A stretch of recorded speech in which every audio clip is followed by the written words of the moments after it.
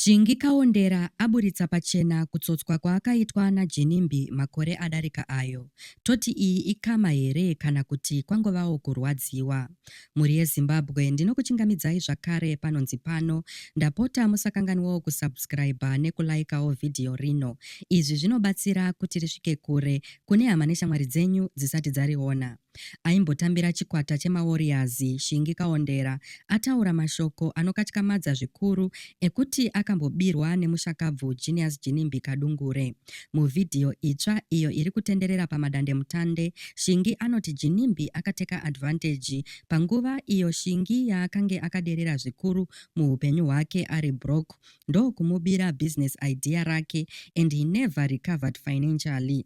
Anoti Ginimbi naMary vakamuvhara contract vakaifojera signature yaShingi uye hama dzavo dzese dzinozviziva.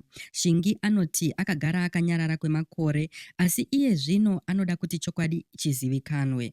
Vashandisi vesocial media vapatsanurwa, vamwe vanobhilivha mashoko akawondera aya vachiti Mwari haasi benzi, honai kuna Ginimbi nekuna Mary manje.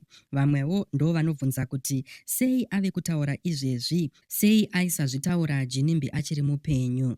Muri yeZimbabwe munoionawo sei iyi? Ngatisanganei mucomment section muchitaurawo pfungwa dzenyu nemaonero enyu panhau iyi.